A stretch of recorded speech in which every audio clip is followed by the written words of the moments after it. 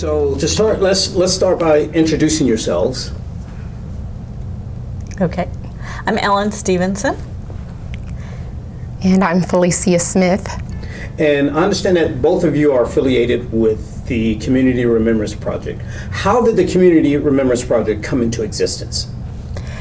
Well, the Community Remembrance Project is actually a program from the Equal Justice Initiative that's based in Montgomery, Alabama.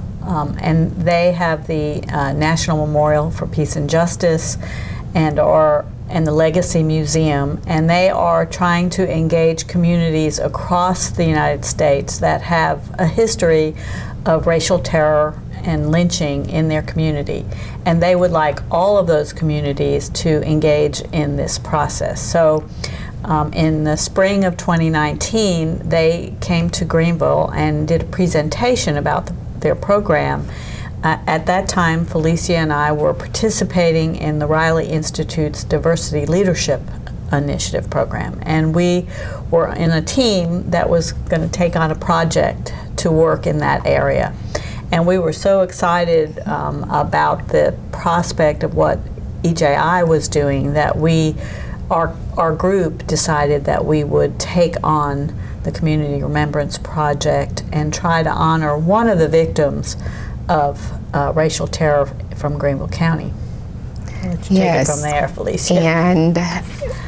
And we wanted to just honor one victim. However, EJI was very specific in that we had to honor all 4 victims. So whereas we wanted to honor one victim with a soil collection ceremony, the Community Remembrance Project was so much more than that. So we had to conduct soil collection ceremonies, erect historical markers, as well as educational events. So it was a journey that took us far beyond what we could have ever imagined. And we've been very fruitful the last couple of years, and we've done a lot of great things here in Greenville. So I'm, very excited about what's to come with the Community Remembrance Project. So just on that note, to go further into details, as in the individuals you are honoring, who are you honoring and why? So our victims, there are 4 victims of racial terror lynching in Greenville County: George Green, Ira Johnson, Robert Williams, and Tom Keith. We are honoring those victims. We're commemorating those victims because we know that, oftentimes victims did not get a proper burial. So we want to make sure that we give them a proper burial. We also see where the perpetrators have monuments, they have streets named after them. As we've conversed in the past, you were unaware of the victims of racial terror lynchings here in Greenville County. And so no one talks about our shared history. And it is a very shameful, very painful history, but it's one that we don't hear talked about all too often. So we want to make sure that we say their names: George Green, Ira Johnson, Robert Williams, and Tom Keith, and that we commemorate them and that people know who they are. And so that's kind of where we are with that and why we're commemorating those victims. And with that, when EJI Yes. Came to Greenville and they did a presentation, were you all aware of any racial terror that had occurred in Greenville County? Or was this a light that was turned on with you all as well? Well, we all were familiar with Willie Earl, who is the actual last lynching victim in South Carolina, and it occurred here in Greenville County. You know, some people ask, well, why isn't Willie Earl on the list for Greenville County? He's actually, according to EJI, because the crime originated in Pickens, he is attributed to Pickens County. And although there is dual culpability, again, he's attributed to Pickens County. And so when you talk about racial terror lynching, most often people think of Willie Earl. But there are 4 more victims. In particular, there are 2 victims that shared the same fate as Willie Earl. They were tragically stolen from jail and lynched in Greenville County. And when we talk about them being stolen from jail, I mean, they had no due process. Before they were ever even considered going to court, they were taken from jail and killed. So, you know, that is a big piece of the history that we need to talk about. With Willie Earl, actually the mob that killed him came from Greenville County, took him out of the jail in Pickens, and brought him back toward Greenville County and killed him.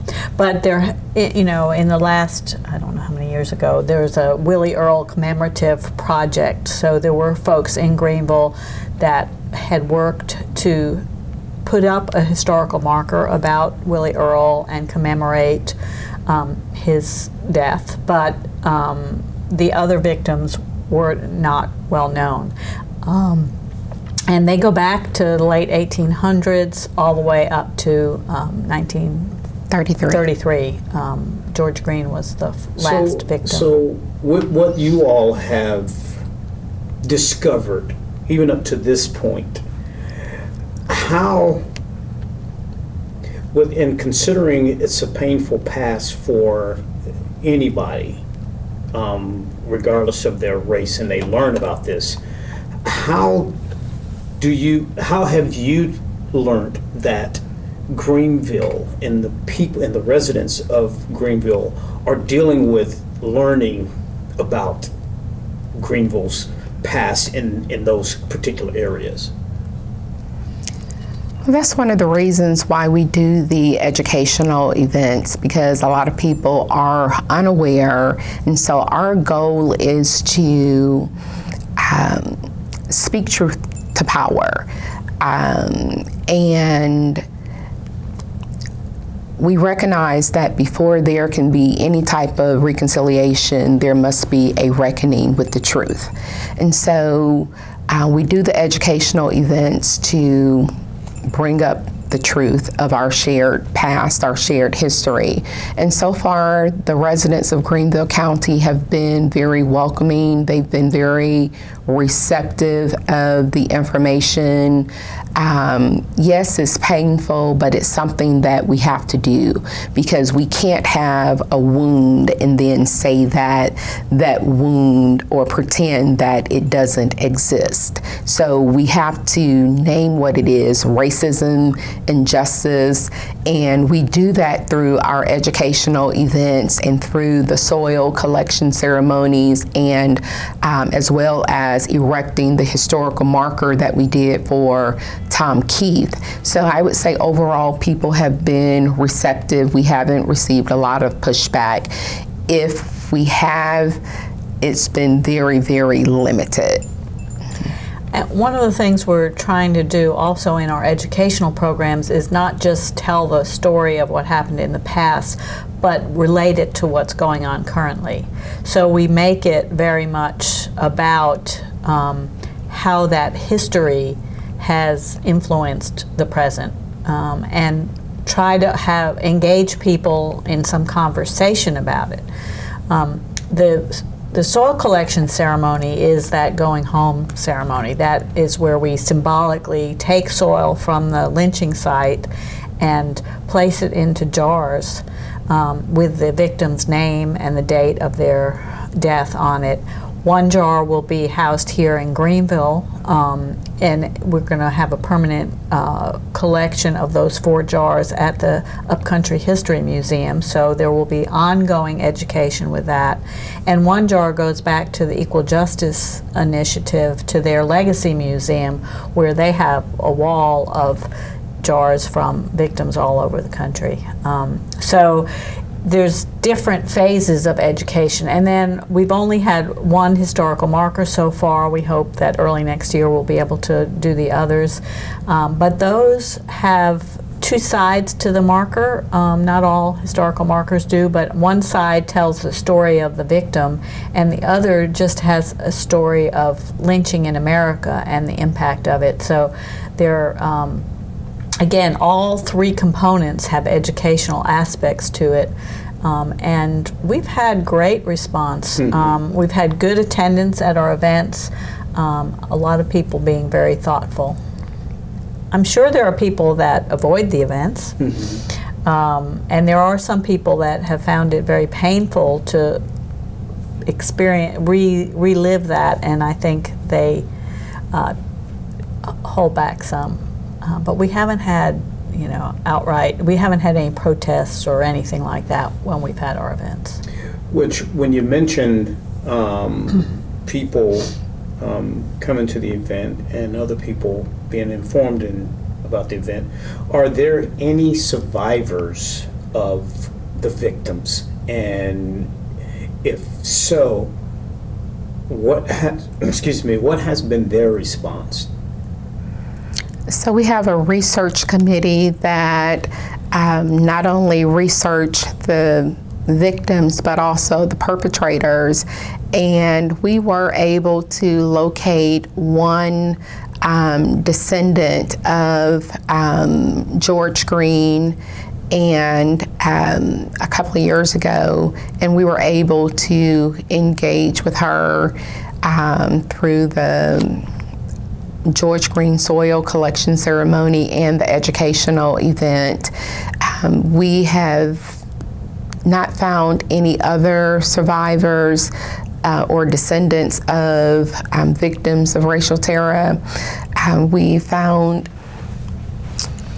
I believe, perpetrators of descendants of the perpetrators. And we've tried engaging with those individuals through one of our local partners. And so George Green was murdered in 1933, so it was easier to find survivors or descendants from that, from George's family.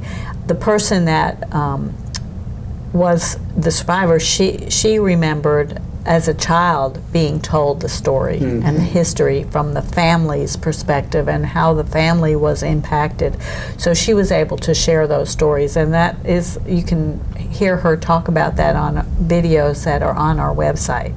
I know someone would want to know, and myself as well, how has it that things like what you all have been doing regarding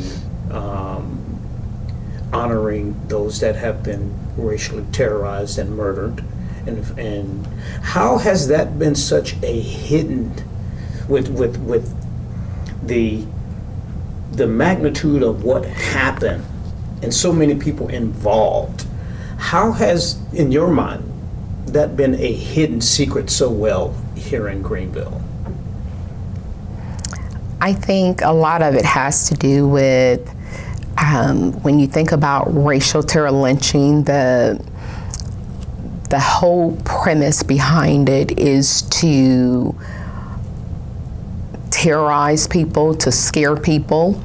And I think in this area, just in general, that people were silent because they were afraid of what was going to happen.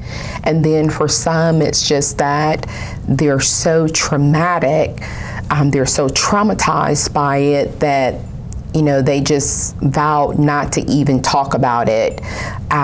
From I surmise that from a perpetrator standpoint, it's very shameful and to a degree painful as well.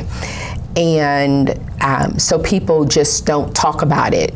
But again, if we're going to move forward, we have to do so, with authenticity. We have to move forward being thoughtful and responsible in how we do this or what have you.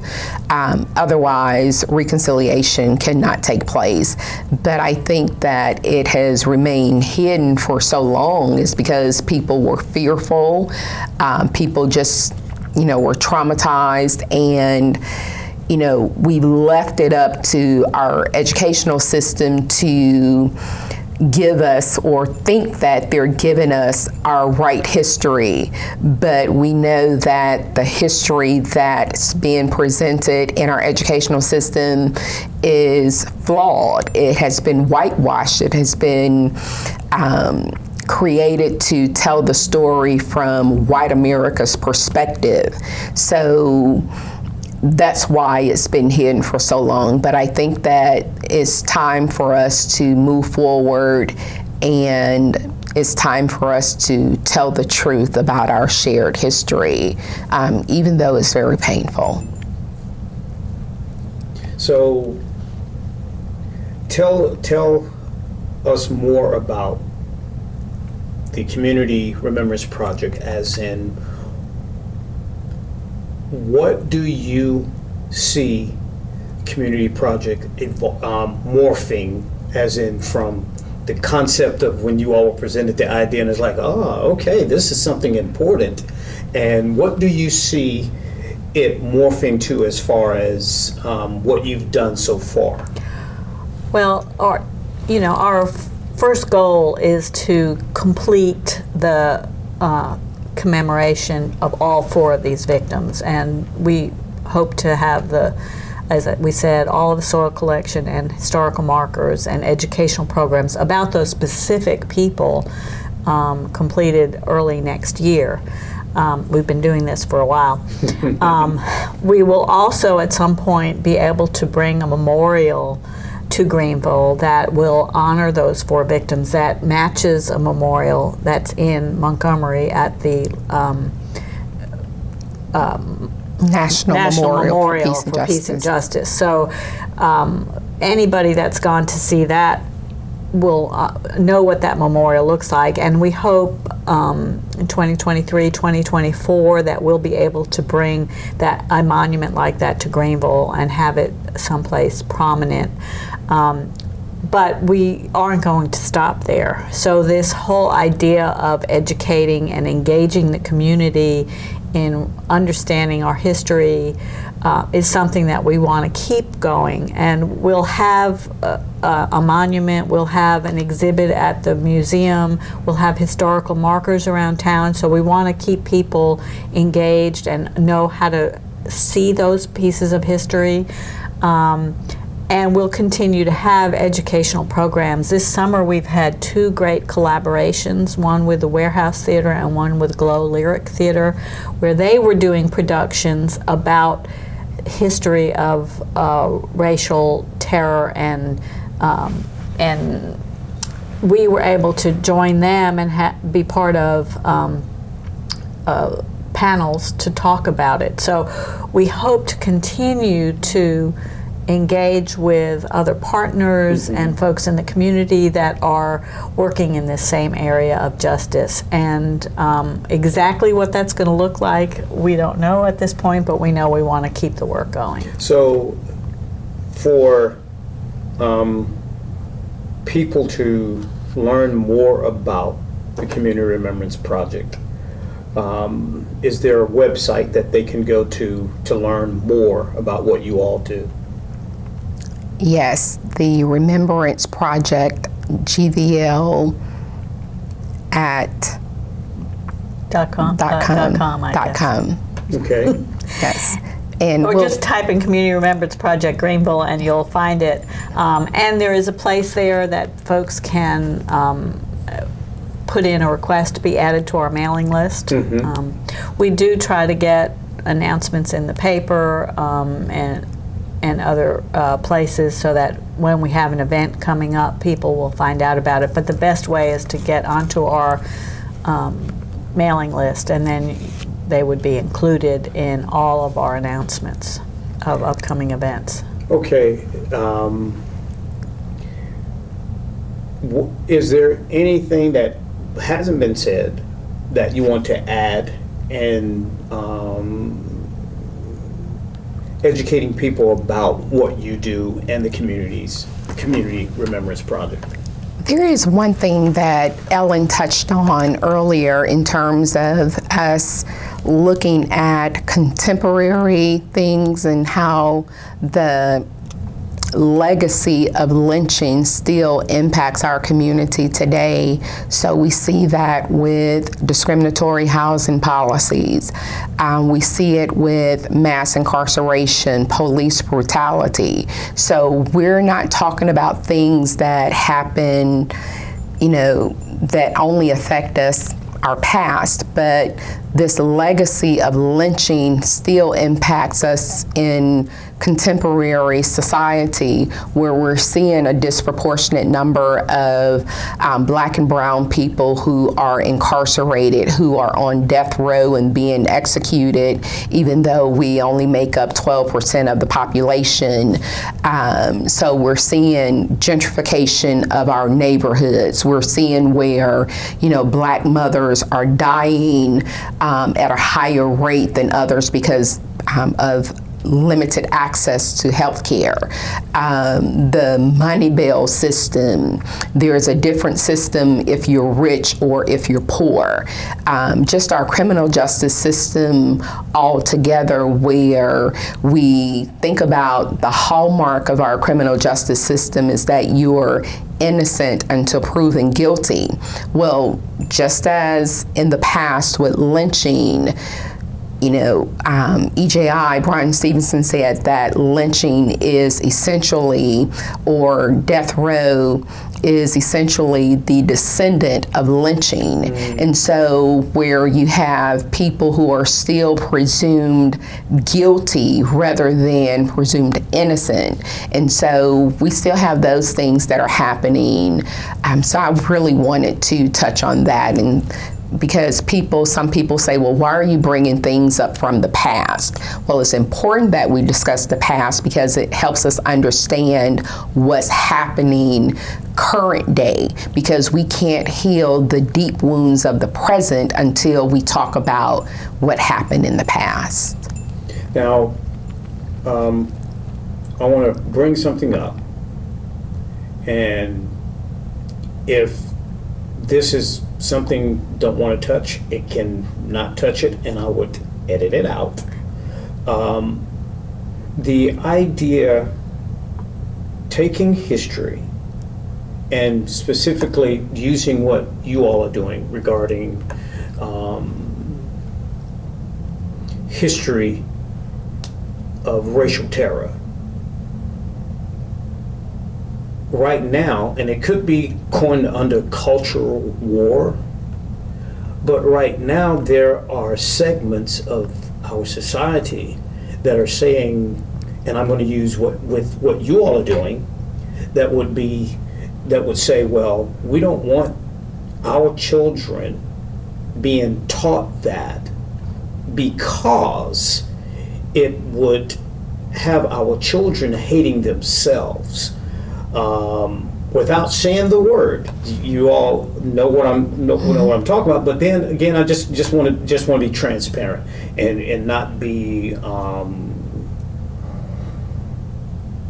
just things in the air. Critical race theory. So that's at the essence of what we're talking about. What's going on? People don't want their true history to be told. I think that it's important that you tell the truth about our history so that we can move forward. Both good and bad. Both good and bad. You can't move forward with just telling pieces of the truth. You have to tell the whole truth and nothing but the truth. You have to speak truth to power. Again, it's painful, it's shameful, but restorative truth telling is the essence of what we do, and is our responsibility. If we want to create a society, a just society for every single person, we have to start somewhere, and that somewhere is talking about our past, telling the truth about it. So yeah. I guess the good news is we have not been confronted by those people that say critical race theory or whatever buzzword they want to use, that we don't want that in our community. We have not had those people push back on what the work we're doing. I think obviously the people that have supported us are very much interested in dealing with that history. I mean, I know some people from the white community that go and, they know their ancestors had slaves. There's plenty of us around here that can say that, and they're willing to come and try to deal with understanding and getting a better perspective on that history and, their shame.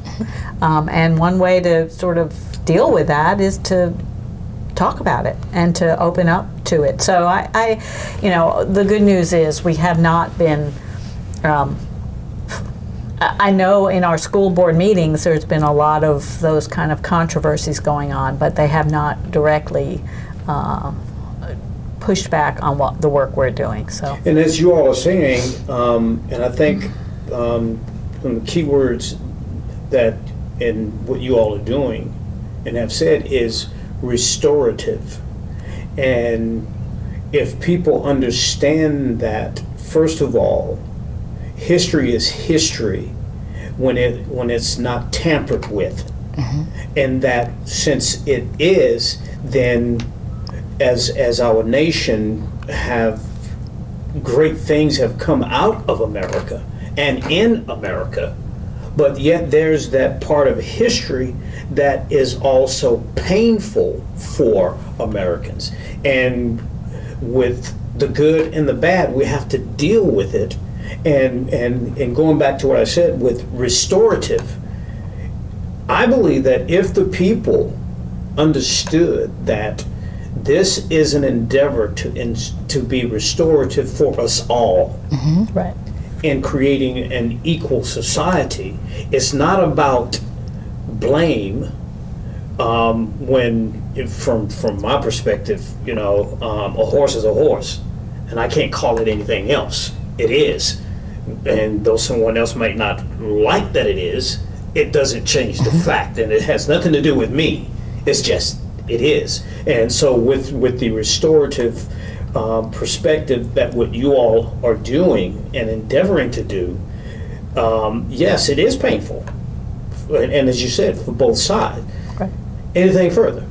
Well, you asked something else about the Community Remembrance Project. I think one of the one other thing I would say is that our success is because we have engaged a cross-section of this community. There are partners, organizations that are very much supportive of us, of the work we're doing, and wanting to engage. As I said, this summer, we've had a couple of important groups in this community that are trying to address issues of justice, ask us to engage with them. The History Museum is very excited about what they can do in the future once we are able to put together the soil collection there. So there are plenty of people in this community that have engaged with us, organizations and individuals, and that's an important part of the work. And the more we can engage people and institutions with us, the better our outcomes will be. So lastly, to get people engaged in volunteering and or donations and or other resources, how can people get involved in what you all are doing? And secondly, I said last, secondly, why should they? How can they get involved, and why should they get involved? I think the first thing, going back to our website, the Remembrance Project, gvlsc.org is our website. And you submit your name to get on our mailing list so that you are abreast of what's going on. We update that periodically with information and events that are taking place. But I think that more importantly, people should get involved because we're trying to preserve our social memory. And we're trying to move towards a more just society for everyone. And so for me, I won't stop working until we reach that point of creating a just society. But first, our social memory has to be preserved. And so that's important for me, and that's why I think people should get involved, because even from, and I'm going to say this, from a biblical standpoint, Micah 6:8, what does God require of us? To do justice, to love mercy, and to walk humbly before our God. And so we have that mandate to do justice. And, we have committees that work on all of our events, and there's all different aspects to putting on these events. So if people want to get involved and help with that, they can just send us a note through our website and let us know that they have that interest. Just attending our events to start and to, engage in conversation with people is another way that they can work with us. Well, thank you, ladies. Thank you. Thank you, my pleasure.